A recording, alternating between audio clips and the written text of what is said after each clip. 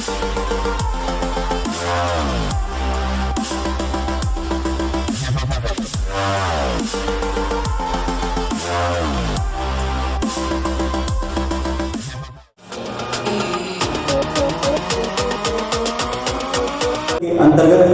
ध्रुवस्वामी नाटक का समग्र अध्ययन कर रहे हैं।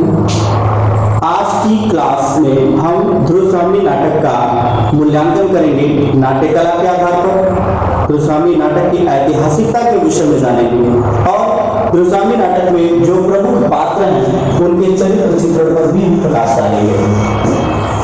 तो चलिए क्लास शुरू करते हैं। नाट्य कला के आधार पर ध्रुवस्वामी नाटक का मूल्यांकन यह क्यों किया जा रहा है? क्योंकि यह परीक्षा उपयोगी है। परीक्षा की दृष्टि से यह महत्वपूर्ण है कि हम नाट्य कला के आधार पर ध्रुवस्वामी नाटक का मूल्यांकन करें। नाट्य कला के आधार पर ध्रुवस्वामी नाटक का मूल्यांकन, ध्रुवस्वामी नाटक की ऐतिहासिकता और चरित्र चित्रण, इन पर प्रायः पाठ्यक्रम में प्रश्न इंगित किए जाते हैं और वह प्रश्न अलग अलग ढंग के हो सकते हैं, लेकिन उनका जुड़ाव मूल्यांकन और नाटक की ऐतिहासिकता तथा पात्रों के चरित्र से जुड़ा हुआ ही होता है। इसलिए इस पर विशेष ध्यान देना चाहिए सभी छात्र छात्राओं को। नाट्य कला के आधार पर ध्रुवस्वामी नाटक का मूल्यांकन जब भी हम करेंगे तो हमें ध्यान रखना होगा कि अभिनेता या रंगमंच की दृष्टि से यह नाटक कैसा है। जब इस नाटक का मंचन रंगमंच पर होगा तो यह नाटक कैसा होगा, एक लाइन में बताते हैं। यह एक सफल नाटक है रंगमंच की दृष्टि से, क्योंकि इसमें वो सभी गुण मौजूद हैं जो एक आदर्श नाटक में रंगमंच पर प्रस्तुत करने के लिए होने चाहिए। रंगमंच की दृष्टि से यह एक श्रेष्ठ नाटक है। यह 3 अंक में विभाजित है। इसमें पात्रों की संख्या सीमित है। इसमें जो संवाद है वो अनावश्यक नहीं है, अत्यधिक लंबे नहीं है। इन सभी आदर्शों के कारण, इन सभी आदर्श स्थितियों के कारण रंगमंच की दृष्टि से ध्रुवस्वामी एक श्रेष्ठ नाटक है।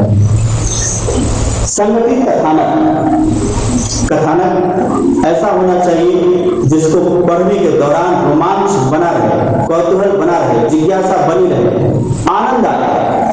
ध्रुवस्वामी नाटक को जब भी हम पढ़ते हैं या देखते हैं उसका मंचन, तो हम पाते हैं कि इसका कथानक एकदम सुगठित है, व्यवस्थित है, क्रमवार घटनाएं होती जाती हैं और जिज्ञासा बनी रहती है, क्योंकि कथानक में रहस्य है, सर्वत्र रहस्य है। और जब जैसे जैसे उस रहस्य का आवरण खुलता जाता है, पहले भाग में हम देखते हैं कि रामगुप्त ध्रुवस्वामी को उपहार में सकराज के पास भेजने के लिए तत्पर हैं। दूसरे भाग में हम देखते हैं कि ध्रुवस्वामी और चंद्रगुप्त दोनों एक साथ वहां पहुंचे हैं। चंद्रगुप्त ने ध्रुवस्वामी का वेश धारण किया हुआ है और वहीं द्वंद्व युद्ध में सकराज मारा जाता है। तीसरे अंक में हम देखते हैं कि धर्म के आधार पर, नीति के आधार पर स्त्री के अधिकारों की चर्चा होती है और पुरोहित यह स्वीकार करते हैं कि स्त्री के साथ पुरुष जो है वह भेदभावपूर्ण व्यवहार करते हैं। धर्म और नीति में भी स्त्री के अधिकारों के विषय में ज्यादा उल्लेख नहीं मिलता है, स्पष्ट उल्लेख नहीं मिलता है। इस आधार पर पुरोहित कहते हैं कि अगर अत्याचार है, अनाचार है, तो स्त्री उसका विरोध कर सकती है और वह अपने अनुकूल जीवन साथी का चुनाव करने के लिए भी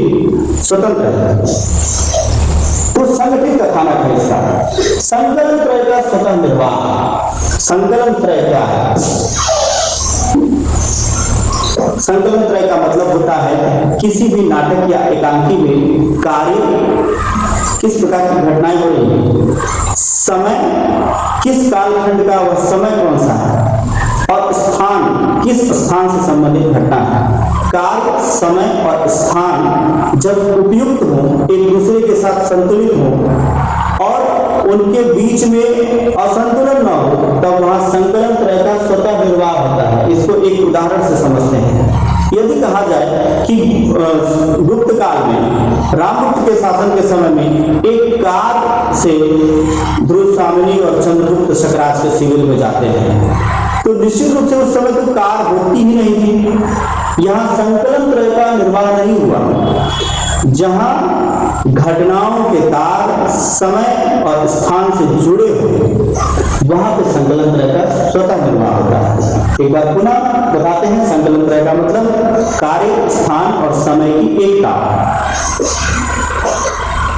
अब ये संकलन तरह के स्वतः निर्वाह के बाद हम देखते हैं संवाद कैसे हैं। इसको अंग्रेजी में डायलॉग बोलते हैं।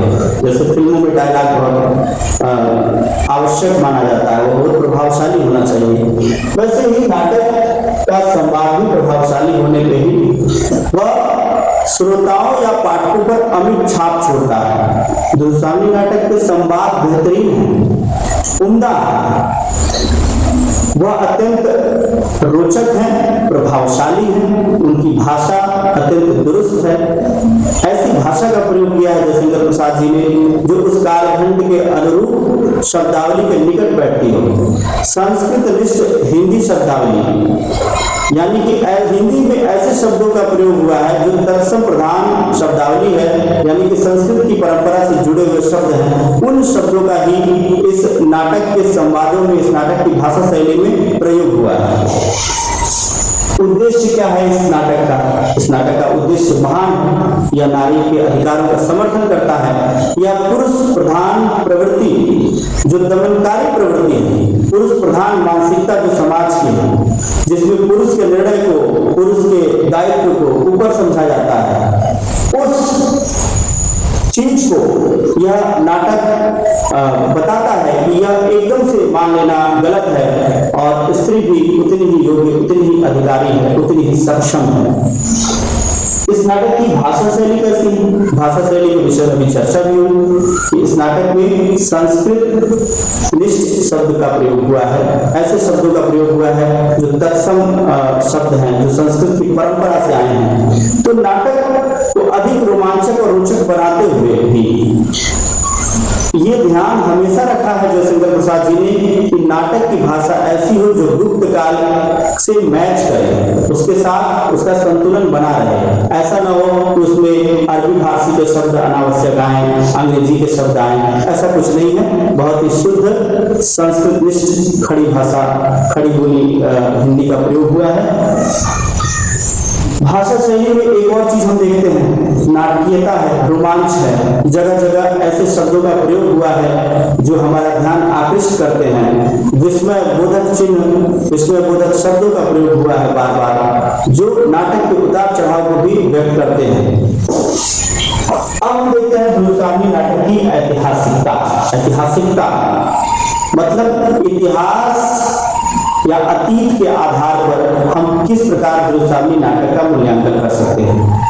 इतिहास प्रसिद्ध घटना है यह गुप्त काल की एक ऐसी घटना है जिसकी चर्चा अनेक ग्रंथों में मिलती है और पहले ही बताया जा चुका है कि विशाख दत्त द्वारा रचित देवी चंद्रगुप्त नामक ग्रंथ के आधार पर इस नाटक की रचना हुई है। तो जब हम इसकी ऐतिहासिकता की बात करते हैं तो हमें गुप्त काल के वातावरण का ध्यान आता है। कथानक जो है वह गुप्त काल के वातावरण से जुड़ा हुआ है। जो पात्र हैं वह गुप्त काल के ही पात्र हैं, रामगुप्त, चंद्रगुप्त, ध्रुवसामी, कुछ काल्पनिक पात्र भी उन्होंने रखे हैं। जो विषय है वो इतिहास प्रसिद्ध विषय है। तो ऐतिहासिकता के आधार पर देखा जाए तो इतिहास की एक प्रसिद्ध घटना के आधार पर उस दौर की जो समस्याएं हैं, अतीत की जो घटनाएं हैं, जो समस्याएं हैं, उसके आधार पर वर्तमान समाज को एक संदेश, एक सीख देने का प्रयास किया है जयशंकर प्रसाद जी ने। अब हम देखते हैं चरित्र चित्रण। जो नाटक की प्रधान पात्र हैं, नायिका हैं, जिनको केंद्रीय पात्र भी कहा जाना चाहिए, ध्रुवसामी, उनका चरित्र चित्रण बार बार परीक्षाओं में पूछता है और यह निश्चित रूप से अध्ययन का विषय है। ध्रुवसामी का चरित्र प्रेरक है। ध्रुवसामी के चरित्र की कौन सी विशेषताएं हैं उसे हम जानेंगे। ध्रुवसामी साहस एवं दृढ़ता के प्रतीक है। जब रामगुप्त उन्हें भेजता है उपहार के रूप में, तब वह बड़े साहस से उसका सामना करती है। वह पुरोहित के समक्ष भी नैतिकता और धर्म के आधार पर प्रश्न खड़े करती है। उनका आत्मसम्मान प्रबल है और अपने आत्मसम्मान की रक्षा के लिए ही वह तत्पर हो जाती है। उन्होंने नाटक में आदि से अंत तक नारी के ऊपर हो रहे अत्याचारों का विरोध किया है। हालांकि उनके मन में प्रेम के प्रति अंतर्द्वंद है। एक तरफ जहां उनका विवाह रामगुप्त से हुआ है, वहीं प्रेम उन्हें चंद्रगुप्त से है। फिर भी आदर्श भारतीय नारी की परंपरा का पालन करते हुए वह अपने पति के प्रति, जो रामगुप्त है उसके प्रति पूरी तरह पतिव्रत धर्म का पालन करती हैं, उससे याचना करती हैं, गिड़गिड़ाती हैं कि मुझे मत भेजो, जब तक कि वह उन्हें त्याग कर उपहार के तौर पर भेज नहीं देता। तो कुल मिला के आदर्श भारतीय नारी के रूप में, कर्तव्यपरायण नारी के रूप में, नारी के अधिकारों के प्रति जागरूक नारी के रूप में, आत्मसम्मान को बचाते हुए एक साहस और दृढ़ता का परिचय देते हुए द्रुसाम्नी का चरित्र हमारे सामने आता है। हम नाटक के नायक चंद्रगुप्त के भी चरित्र का उल्लेख करेंगे। चंद्रगुप्त कर्तव्य परायण है, वह अपने कर्तव्य भाग से थोड़ा भी चूक नहीं होते, वो थोड़ा भी विचलित हुए बिना अपने कर्तव्य को निभाते चलते हैं और समुद्रगुप्त की परंपरा का पालन करते हैं। हम नाटक में देखते हैं कि वह पहले तटस्थ है, जब तक कि द्रुसाम्नी के ऊपर अत्याचार अनाचार नहीं होने लगता है। गुप्त कुल के गौरव की रक्षा के लिए वह तत्पर हो जाते हैं। और दूसरी विशेषता हम देखते हैं कि वह विलक्षण बुद्धि के नायक हैं। उनकी बुद्धि इतनी तेज है कि वह जानते हैं कि किस प्रकार हमें तुरंत यह निर्णय लेते हैं कि सकरात के शिविर में किस प्रकार जाना है, वहां कैसे क्या करना है। तुरंत निर्णय लेने की उनकी जो क्षमता है वह अभूतपूर्व है। उनके मन में उदारता देखी जा सकती है। वह जानते हुए भी कि रामगुप्त एक अत्याचारी व्यक्ति है, दुष्ट व्यक्ति है और द्रुसाम्नी से अब वो प्रेम भी करते हैं, लेकिन उसके बावजूद, उसके बाद भी वह मर्यादा का पालन करते हुए, उदारता बरतते हुए चुपचाप रहते हैं, जब तक कि घटनाएं अत्याचार अनाचार की ओर नहीं बढ़ती हैं।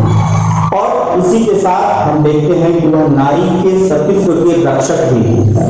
द्रुसाम्नी पर जब उसके चरित्र पर संकट आता है, जब उसे शकराज के पास भेजा जाता है, जब द्रुसाम्नी की स्थिति इस जगह पहुंच जाती है जहां वह न तो रामगुप्त की विवाहिता रह जाती है, न शकराज के पास पहुंच पाती है, तब वह उसके सतीत्व की रक्षा करते हैं। प्रत्येक आधार पर वह उसका समर्थन करते हैं।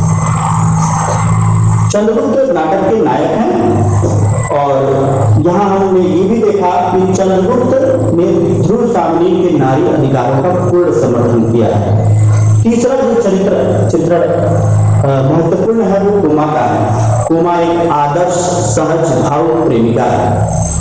वह सकराज को बार बार समझाती है, हालांकि वह उसका मुखर विरोध नहीं करती क्योंकि वह बड़ी सहज है, उसके अंदर निश्चल प्रेम है शकराज के प्रति। तो बिना उसका विरोध किए एक आदर्श प्रेमिका की तरह वह उन्हें समझाती है और जब वह नहीं मानते हैं तब वह स्पष्ट अपनी बात कहते हुए, वह स्पष्ट वक्ता, स्पष्टवादिता है उसके अंदर, वह कह के चली जाती है कि यह गलत है। वह थोड़ा भी शकराज को प्रसन्न करने का अनावश्यक प्रयास नहीं करती है। शकराज जब मारा जाता है तब भी कुमा अपने कर्तव्य का पालन करते हुए उसके शव को ले जाने के लिए, उसका अंतिम संस्कार करने के लिए तत्पर हो जाती है। तो कुमा के व्यक्तित्व के विषय में हम देखते हैं कि एक आदर्श प्रेमिका, सहज भाव प्रेमिका के रूप में, स्पष्ट वक्ता के रूप में, वह अन्याय की विरोधिनी भी है और अपने कर्तव्य को भी समझती है। कुल मिलाकर द्रुसाम्नी नाटक की ये सभी चरित्र, ये सभी पात्र हमें अत्यंत प्रभावित करते हैं। इसी के साथ द्रुसाम्नी नाटक का यह समग्र मूल्यांकन समाप्त होता है। आप सभी को बहुत बहुत धन्यवाद।